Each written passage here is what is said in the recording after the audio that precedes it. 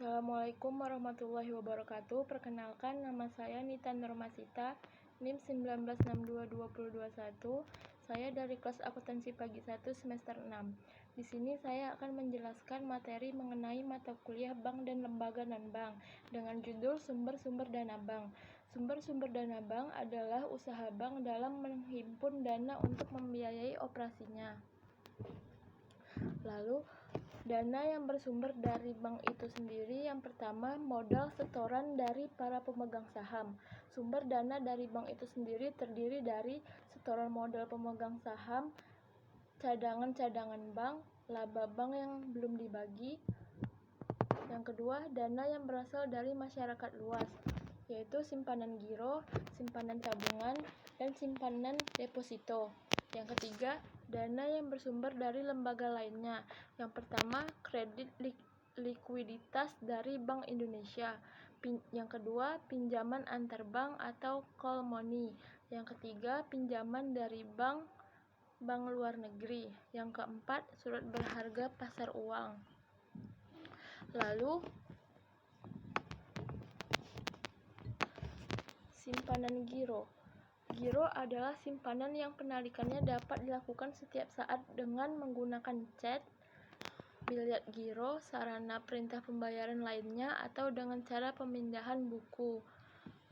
Simpanan adalah dana yang dipercayakan oleh masyarakat kepada bank dalam bentuk giro, deposito berjangka, sertifikat deposito, tabungan, atau yang dapat dipersamakan dengan itu.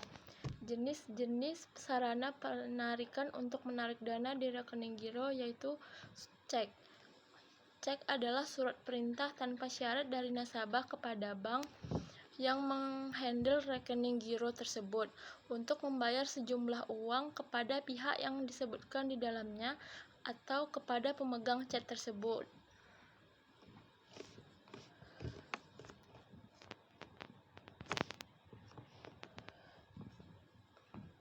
Lalu, syarat hukum penggunaan cek yang diatur dalam KUHD Dagang pasal 178. Yang pertama, nama cek harus termuat dalam teks. Yang kedua, perintah tidak bersyarat untuk membayar sejumlah uang tertentu. Yang ketiga, nama pihak yang harus membayar.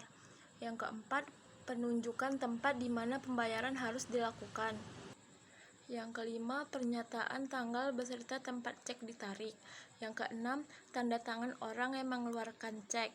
Lalu, syarat yang ditetapkan oleh bank untuk menarik sejumlah uang itu ada 8. Yang pertama, tersedianya dana. Yang kedua, jika ada coretan atau perubahan harus ditandatangani oleh si pemberi cek. Yang ketiga, jumlah uang yang tertulis di angka harus sama dengan huruf. Yang keempat, masa kadaluarsanya itu 70 hari. Yang kelima, tanda tangan atau stempel harus sama dengan spesimen. Yang keenam, tanda tangan orang yang mengeluarkan cek tersebut.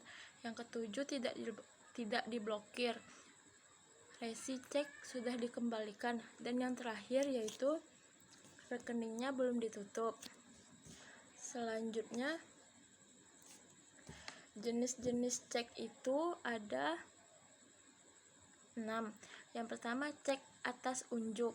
Cek ini bisa dicairkan oleh siapa saja kepada bank tanpa harus ada nama orang yang mencairkan dalam cek. Yang kedua, cek atas nama. Cek ini hanya bisa dicairkan oleh orang yang namanya tertera dalam cek. Yang ketiga, cek atas pembawa, yaitu bank akan memberlakukan cek ini sebagai cek atas unjuk. Namun, jika sebutan pembawa dicoret, cek tersebut berlaku sebagai cek atas nama. Yang keempat, cek mundur. Cek ini hanya bisa dicairkan pada tanggal yang sudah dicantumkan dalam cek. Yang kelima, cek silang. Cek yang diberi 2 garis silang sejajar pada bagian muka sebagai penanda untuk bank pembayar bahwa cek tersebut hanya bisa dicairkan ke rekening bank yang namanya tercantum di antara 2 garis silang tersebut. Yang terakhir, cek kosong. Cek ini tidak berisi nominal uang yang bisa dicairkan, melainkan si pemilik mengisi sendiri nominal uang yang akan dicairkan tersebut. Lalu, biliet giro.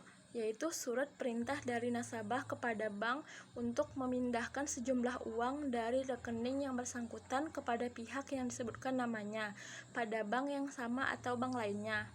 Syarat-syarat berlakunya biliet giro. Yang pertama, nama biliet giro dan nomor biliet giro. Yang kedua, nama bank tertarik. Yang ketiga, perintah yang jelas dan tanpa syarat untuk memindah bukukan sejumlah dana atas beban rekening giro penarik. Yang keempat, nama dan nomor rekening penerima. Yang kelima, nama bank penerima. Yang keenam, jumlah dana yang dipindahkan baik dalam angka maupun dalam huruf secara lengkap. Jumlah dana yang dipindah bukukan dilakukan dalam valuta atau mata uang rupiah. Yang ketujuh, tanggal penarikan. Yang kedelapan, tanggal efektif. Pengisian tanggal efektif ini harus berada dalam tenggang waktu penunjukan. Yang kesembilan ini nama jelas penarik, yaitu pengisian nama jelas penarik dapat dilakukan melalui personalisasi oleh bank tertarik. Paling sedikit membuat nama penarik sesuai dengan yang tercatat di bank tertarik. Yang ke-10, tanda tangan penarik, yaitu tanda tangan penarik dilakukan dengan menggunakan tanda tangan basah sesuai dengan spesimen tanda tangan yang di atas usahakan oleh bank tertarik. Tanda tangan penarik juga dilengkapi dengan cap atau stempel apabila telah diperjanjikan. Perbedaan cek dan biliet giro. Cek bersifat tunai dan non-tunai. Dan yang kedua, identitas atas nama atau atas unjuk. Yang ketiga, hanya ada satu tanggal. Sedangkan biliet giro bersifat non-tunai, identitas atas nama. Yang kedua, ada 2 tanggal. Simpanan tabungan. Simpanan yang penarikannya hanya dapat dilakukan menurut syarat-syarat tertentu yang disepakati, tetapi tidak dapat ditarik dengan cek, biliet giro. Alat penarikan tabungan ada 4, yaitu buku tabungan, slip penarikan, kwitansi, dan kartu yang terbuat dari plastik. Simpanan deposito ini ada 3. Yang pertama, deposito berjangka, yaitu deposito yang diterbitkan menurut jangka waktu tertentu. Jangka waktunya itu bervariasi, mulai dari 1, 3, 6, 12 bulan. Pembayaran bunga bisa per bulan atau di akhir. Yang kedua itu sertifikat deposito. Deposito yang diterbitkan menurut jangka waktu tertentu. Jangka waktunya juga bervariasi mulai dari 1, 3, 6, 12 bulan. Pembayaran bunganya di muka. Lalu yang terakhir adalah deposito on call, yaitu deposito dengan jangka waktu minimal 7 hari dan paling lama kurang dari 1 bulan dengan nominal minimal 50 juta rupiah.